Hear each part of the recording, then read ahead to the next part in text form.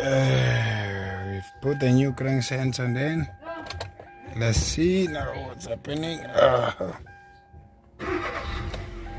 Voila.